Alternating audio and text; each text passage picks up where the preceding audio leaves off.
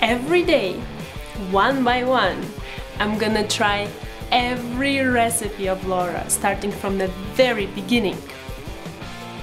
Come, join me on my challenge. Let's go!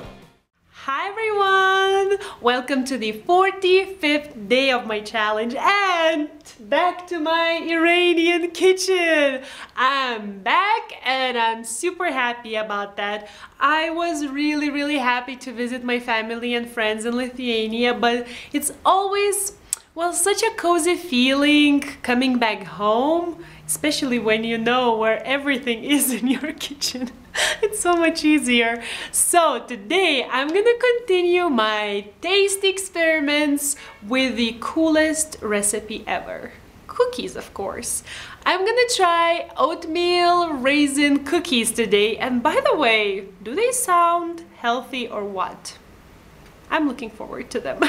So before we get into the ingredients, as always, because I'm back in Iran, I couldn't find one ingredient, which is not even a shocking news anyways, because that happened before. There's no vegetable shortening here, so as always I'm gonna be substituting it with the equal amount of butter. But other than that, I have everything. So let's go over the ingredients and let's get started. We're gonna need 200 grams of butter, 20 grams of which should be vegetable shortening, 130 grams of brown sugar, 150 grams of granulated sugar, 200 grams of quick cooking or old-fashioned oats, 2 eggs, 1 teaspoon of vanilla extract, 1 teaspoon of baking soda, half a teaspoon of salt, 3/4 of a teaspoon of cinnamon, 170 grams of flour, and 160 grams of black raisins.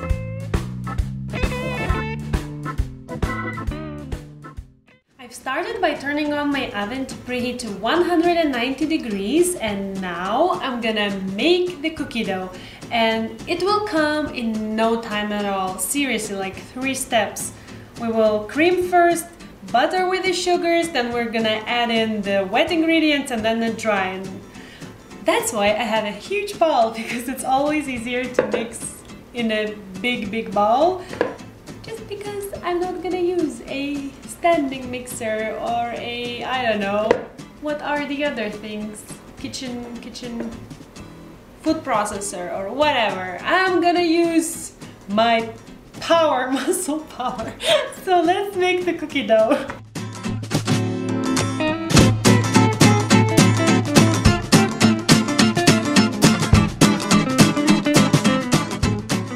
Okay, and now in goes vanilla extract and the eggs.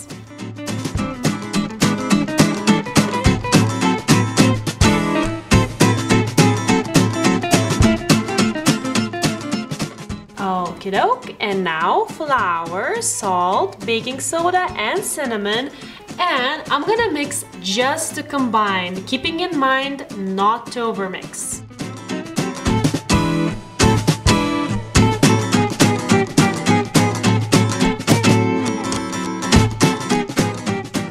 And the very last ingredients, oats and the raisins, and I'm gonna mix just to incorporate them.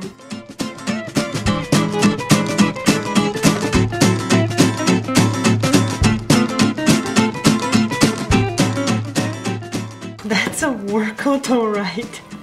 Okay, so now let's form the cookies. Oh man, I totally broke my spatula. Aww. Okay, so what I have here is a baking sheet which I've lined with some parchment paper, and if you have a non-stick baking sheet you don't even need the parchment paper, but I'm not sure about mine, so just to be sure. And I'm gonna form the cookies with this little guy, little ice cream scoop which I finally found, and I'm gonna make like 3 in a row because they should be around 4 or 5 centimeters apart as they are gonna spread.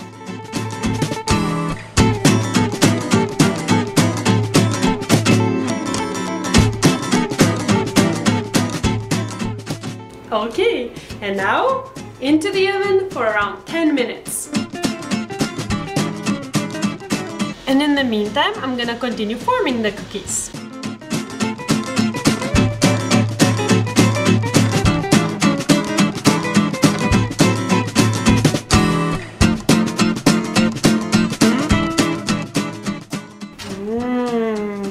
They look really yummy. So I'm gonna let them cool on this baking sheet for 5 minutes. Okay, so the reason I put them in such a way is because I'm gonna freeze them. If you watched any of my videos before, you might know this about me.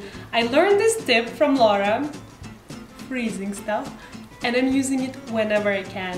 I cook a little bit more than usual and then I just freeze it for whenever I don't have time or I'm lazy. I just take it out, defrost it a tiny bit. Well, if it's cookies, just defrost it a little bit, and then I bake it in the exact same way. And well, it didn't take that much more time for me to make the dough today, but look how many more cookies I will have in the future. So the key is, okay, so first I put it on a plastic plate so that if it breaks, I wouldn't cry.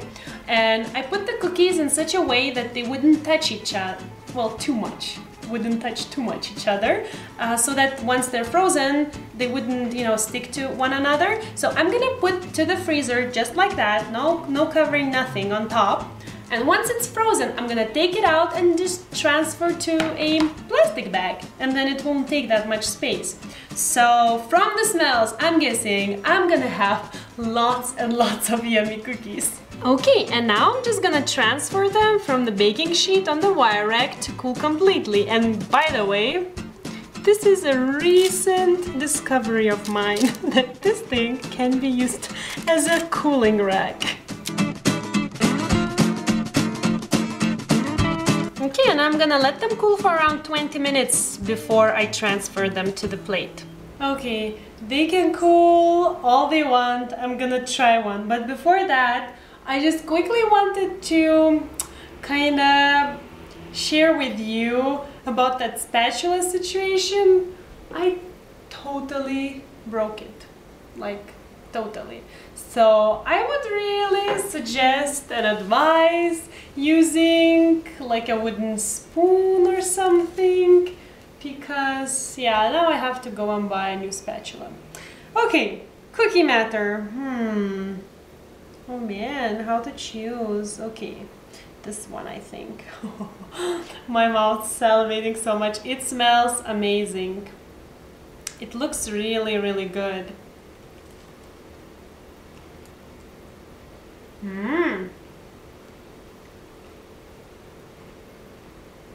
Sneaky plan is being born right now.